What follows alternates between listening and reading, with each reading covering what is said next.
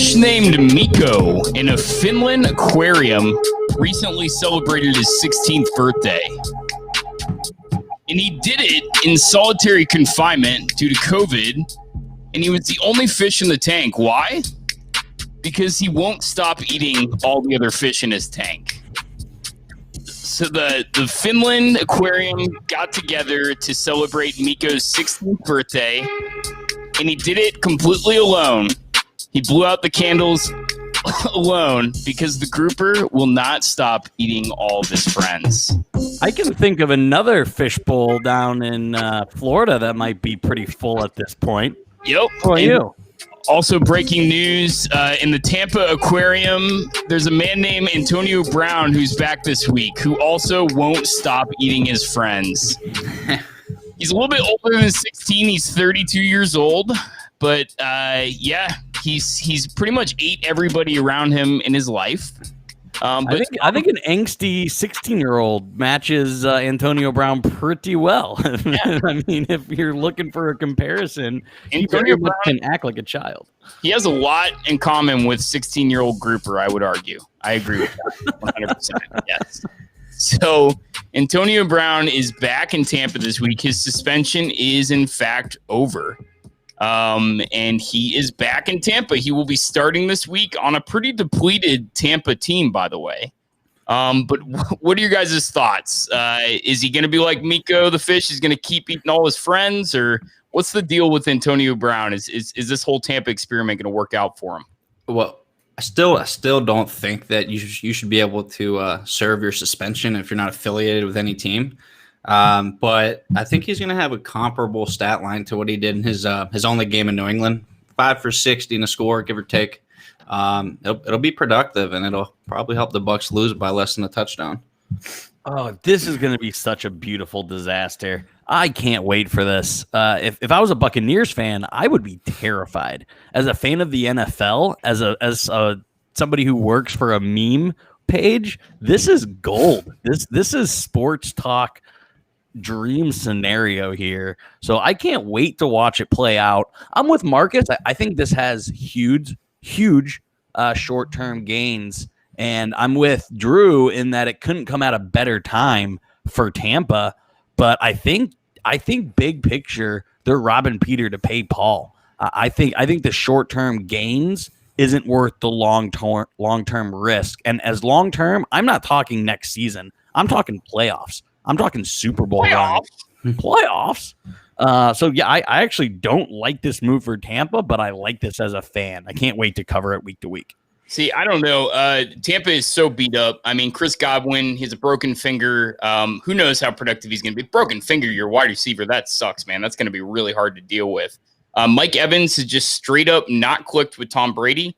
You can't force chemistry, and it just has not been there for Mike Evans.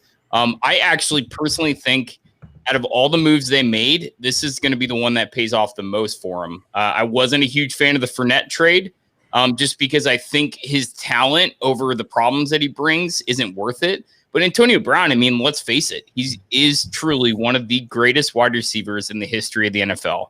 I mean, for a 7-year stretch, he was untouchable. There was a 4-year period in fantasy where he was the unquestioned number one wide receiver. Has he lost it? I don't think so. He played one game last year, and he looked really, really good with Tom Brady on a short week. Now he's bunking up with the Bradys, which just, it's serious. It's like a sitcom. This whole thing with Antonio Brown and his relationship with Tom Brady, they could not be more different people. It really is like an odd couple, like sitcom. And I can't imagine, Giselle, this Brazilian supermodel who's used to the finer things in life. What are their interactions like? Like around the breakfast table, does she wake up and Antonio Brown's sitting there shirtless in the breakfast nook, and she's like, "Hey, Antonio, you want any eggs?" Like, what do they even talk about? What did Giselle and AB have in common? Well, Giselle had the old bull, man. Now she's getting the young steed. That's why he's bunking with him. I can't wait for Step Brothers drop. Great Step Brothers drop. Truthfully, man, I can't wait for his first run in at Mons Venus. If anything dumb is going to happen, it's going to be when they clinch a playoff spot, win an if and when. But Mons Venus, he'll be a monster there, and they're going to love him. He doesn't really have a lot of history with strip clubs, but that's actually a good point because if you think about it, he was signed by the Raiders a year prior to them going to Vegas. Imagine AB in Vegas right now. The fact that the Raiders didn't factor that in, I mean, he couldn't even make it in Oakland. And they were practicing for Hard Knocks in Napa Valley. He couldn't even make it through a spring training or a training camp with the Raiders in Napa Valley without calling his GM a cracker. Now he's in Tampa. He's better off in Tampa than he would be in Vegas. But, man, yeah, I don't know, man. I think it's going to work out. Just because of the Brady effect. I honestly think it's going to up Mike Evans' value. Like I said, the chemistry hasn't been there, but now you're going to be looking at a lot more one-on-one coverage because you have to account for AB until he shows you otherwise, and he won't show otherwise. So, Marcus, you're not worried about I mean, again, nobody on Tampa Bay was killing it fantasy-wise. So when you say value, do you mean value to the team, or do you mean value in fantasy? I just want to clear that up real quick. Well, you're going to open up one-on-one coverage on Mike Evans. You're going to get more one-on-one in the red zones where he thrives, and he doesn't really get that attention, especially with Godwin being out all year, because no one has shown the ability to really be the playmaker. So they haven't really been that productive downfield. Obviously, with Gronk starting to maybe get a little rhythm, just having that presence there, really, you have to scheme for it differently. So there's just at least more opportunities for those playmakers to make those plays. So I guess both. I'm hoping for fantasy. A touchdown a game will go a long way. I don't think he's going to be a fantasy monster, but I do think he's going to consistently put up around 15 points a game. And that's all you need, in a guy, especially if you just scooped him off the waiver wire. I think from a fantasy perspective, he could be a really solid play down the stretch. Now, of course, we've talked mostly about the good, the bad.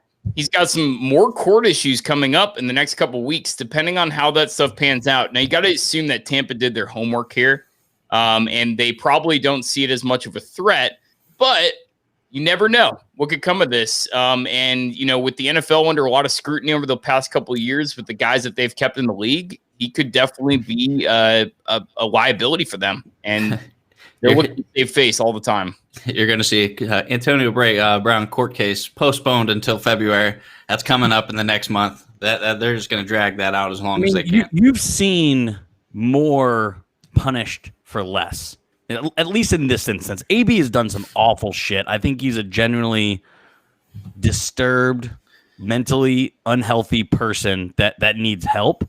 But there's been people that have done worse and have been penalized less. So I'm less worried about the court stuff coming up and just really worried about how that locker room is going to mesh. I think again, I can't believe he's playing. I was wrong. I'll admit that I was wrong. I didn't see this actually come into fruition. And I'm going to stick with it, even though it's starting. I think this ends earlier than everyone thinks. I think this is a bad thing for Tampa in the long term. Just give us that pewter mustache, like instead of the bleach blonde one. Just give us some good hairdo and mustache, man. We'll be golden. Yep, you did say in a podcast a couple weeks ago that AB would never play. Actually, you said it multiple times, but we won't go there.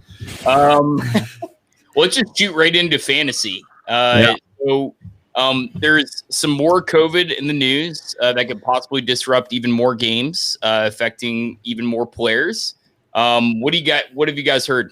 Well, the newest one's Matt Stafford, but obviously he's one of my million guys that are going to be missing time on my fantasy team.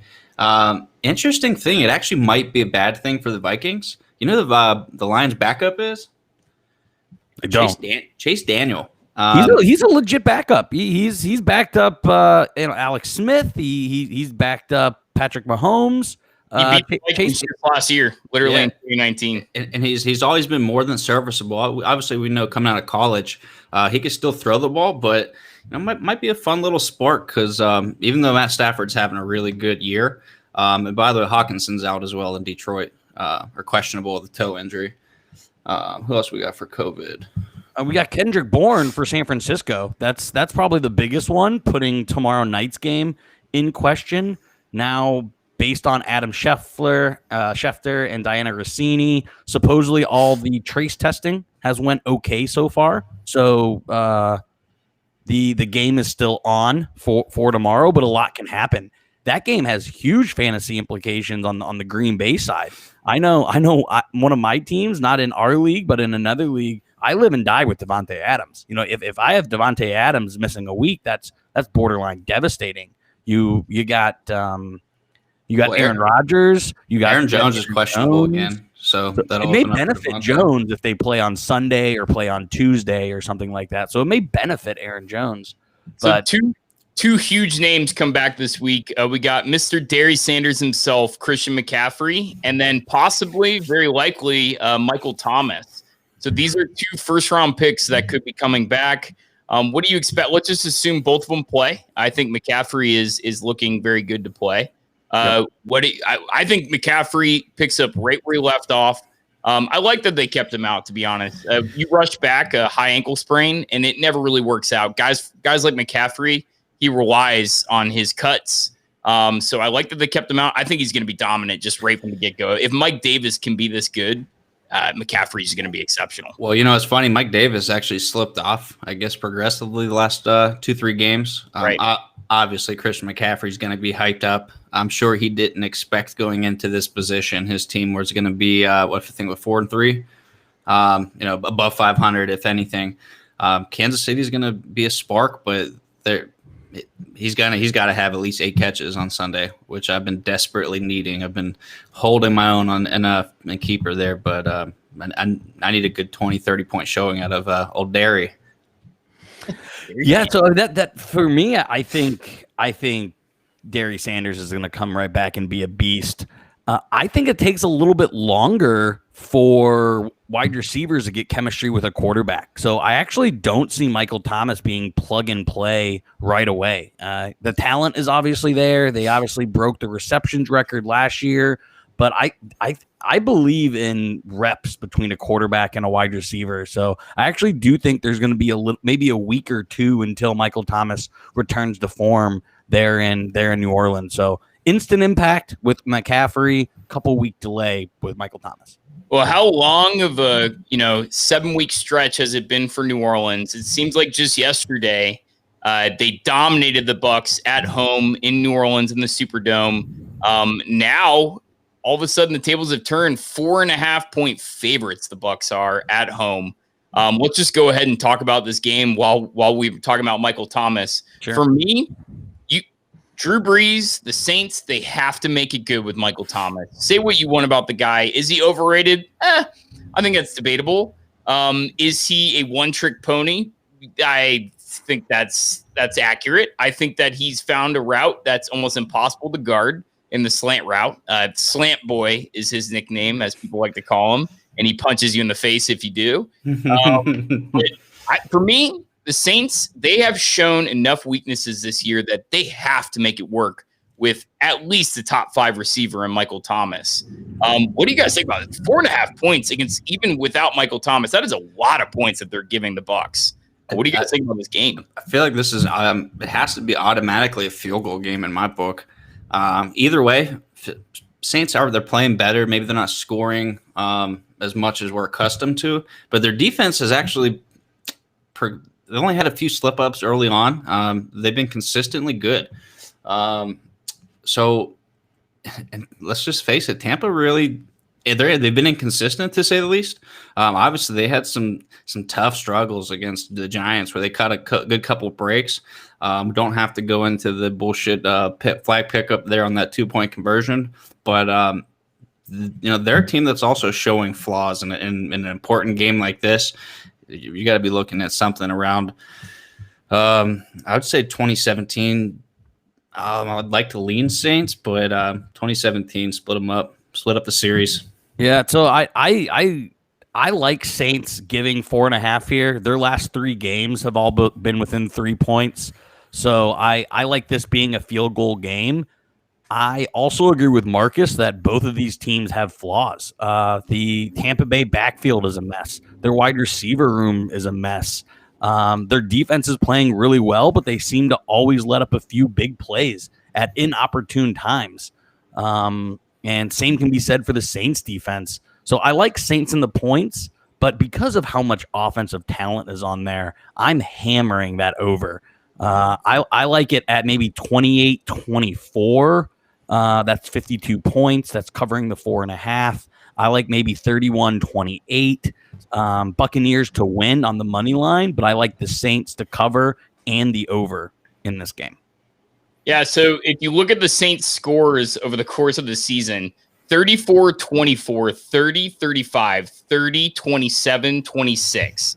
They're averaging well over 25 points a game. I also like the over in this game, but I love the points for the Saints. I think that it's going to be a much more narrow margin than that. This is also one of my money line bets that I like. The Saints always play the Bucs really hard. The Bucs play them hard right back. But I think if Michael Thomas is back, I really like the Saints as a money line bet on this game. And I think it's going to be a high scoring bout for sure. I honestly can't remember, if ever, that Drew Brees has been an underdog to Tampa. I'm not to dig back far for that one with him. With him in the lineup, I'm sure they were still even favored the last 4 or 5 years of games that he wasn't in when Teddy B was covering. Right. But man, when you put a chip on that guy's shoulder, he's just delivered for almost 2 decades now. Agreed. And we'll see, man. This guy could be big. Could be big. Antonio Brown in the Tampa. I just want to see him in the uniform. I haven't really even seen him in a Tampa uniform. Brady was shocking, but I think AB, seeing him in the Raiders uniform, that looked like he was born in that thing. But Tampa, I don't know, man. It's going to look bizarre to me. I think they're changing his number as well. What? Yeah, what is it? 17? I should be. I heard 81. I haven't got any confirmation, but actually, let's see what we got. Let's talk a little bit more fantasy, guys. I have 2 guys this week that I think are really prime targets, and I want to get your take on it. Alan Lazard potentially coming back from an abdominal injury for the Packers. Now, here's why I like Lazard. First of all, through the first 2 weeks, he was a top 10 play at wide receiver. I think that they are so desperate for a wide receiver 2 in Green Bay that if he, in fact, does come back this week, he's going to pick up right where he left off. If you look at Lazard, he actually has great chemistry with Aaron Rodgers. And Aaron Rodgers, like I said, he desperately needs a wide receiver 2. Marquez Valdes-Scantling, he's never going to be that guy. So I think immediately if Lazard comes back, he's a plug and play. I know he's available in some leagues, not many. But if he is available in your league, definitely go scoop him up, especially in PPR. So do you like him this week or as a rest of the season play? If he plays this week, I like him this week.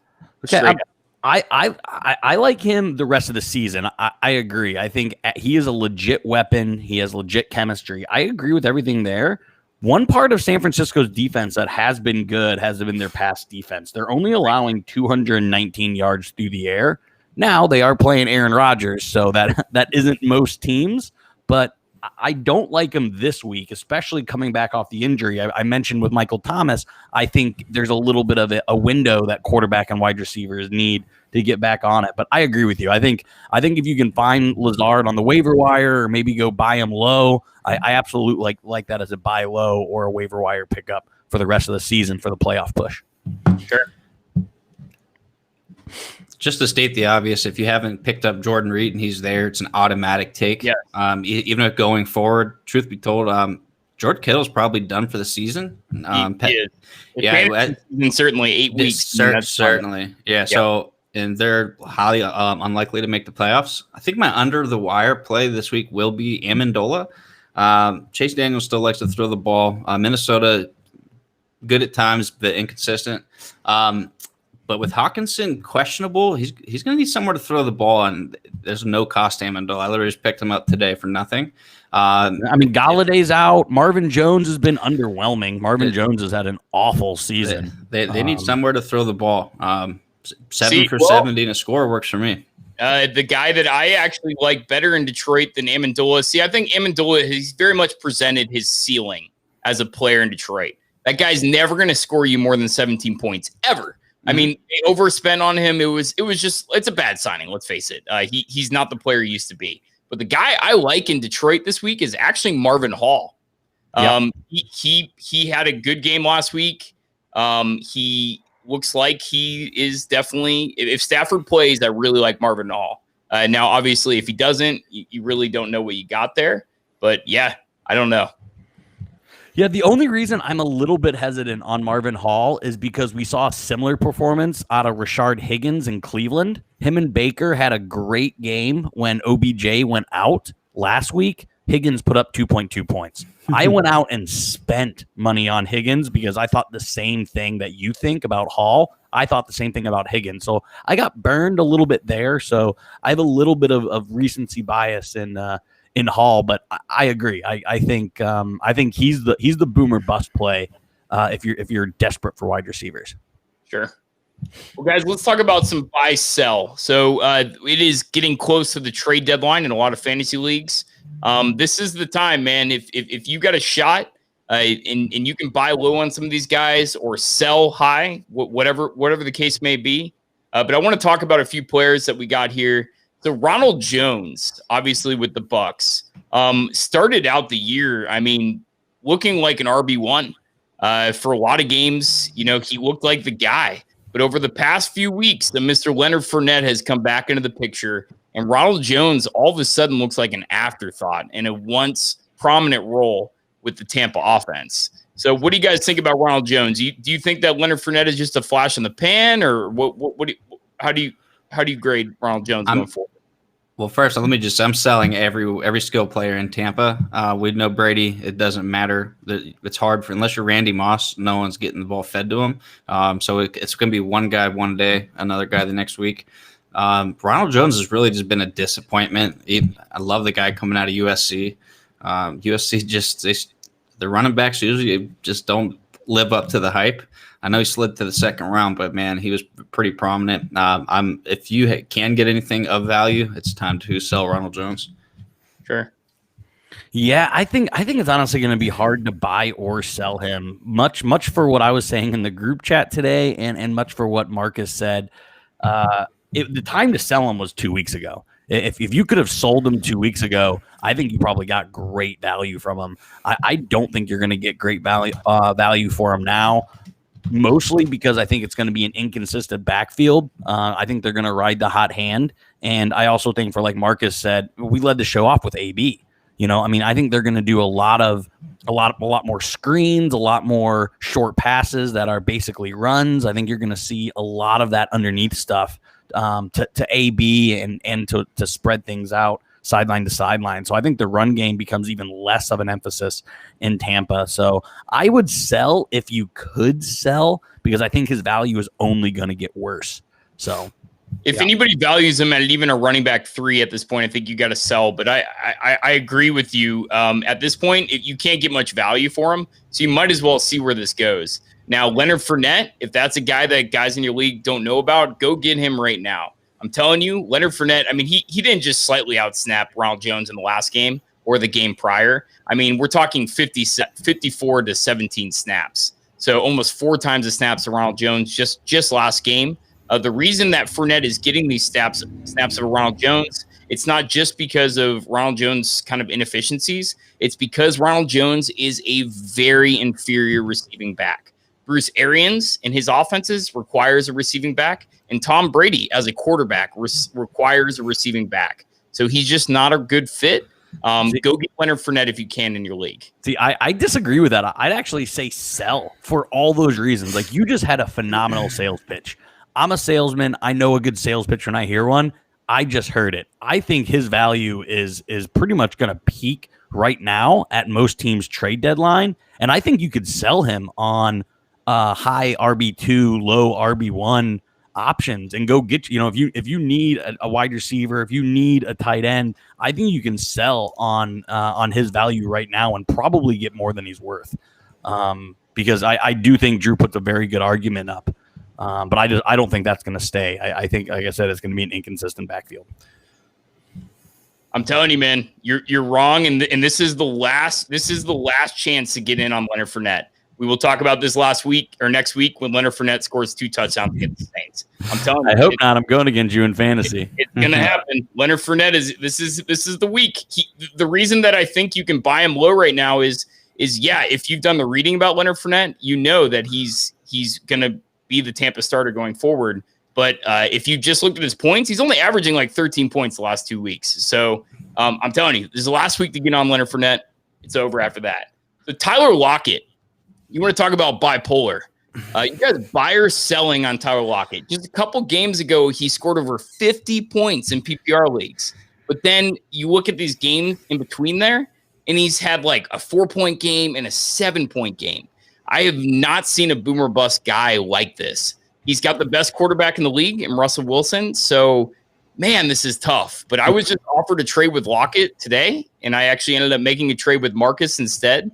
But a guy offered me Lockett for Henry, and I think it was an easy turn down. I was like, nah. Oh, yeah. So I think it all depends on your situation, right?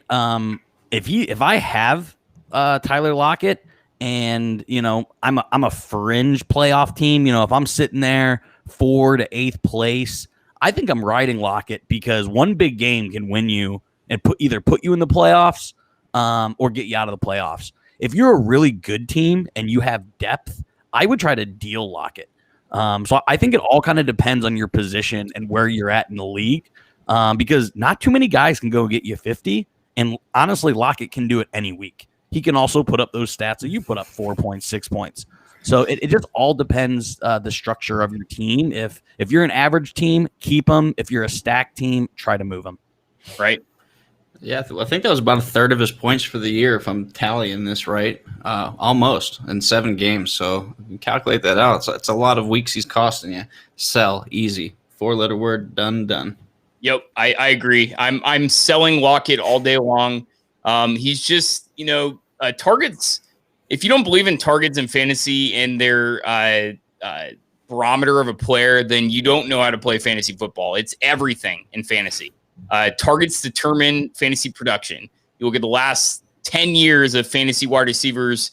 The top guy, I think Michael Thomas had 185 plus targets last year, and obviously just dominated. I mean, you're talking to Antonio Brown. How much did Ben Roethlisberger just feed him? I mean, he was a target machine in Pittsburgh. That's he had to. It's going to happen with Brady. Oh yeah, his first catch is going to be one of his staples in Pittsburgh, man. Just the little bubble screen, Jets. I guess we used to call it Jacksonville, but just a quick screen, get out there, let him make a play, pick up a couple yards, move on, get your pads wet. That's the thing. I hate to go back to Antonio Brown, but that's why I like Antonio Brown so much is because he is kind of this scat wide receiver where he's not just like this deep threat, like you can't rely on Brady's arm, but he's this guy that can just get open. And Brady loves guys like that. People thought Randy Moss was washed up when he left Oakland and went to New England, and he obviously broke the touchdown record just a year after. Man, so, that was magical. Yep. Well, guys, I want to go ahead and let's just jump into the games. So the game of the week, quote unquote. At the beginning of the year, everybody was targeting this as just a monster game. Steelers at Dallas.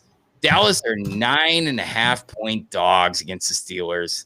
I think that's off. Last I saw was 14.5. And if people are jumping on Dallas because I think actually Gilbert's not even starting. They got Cooper Rush running in there.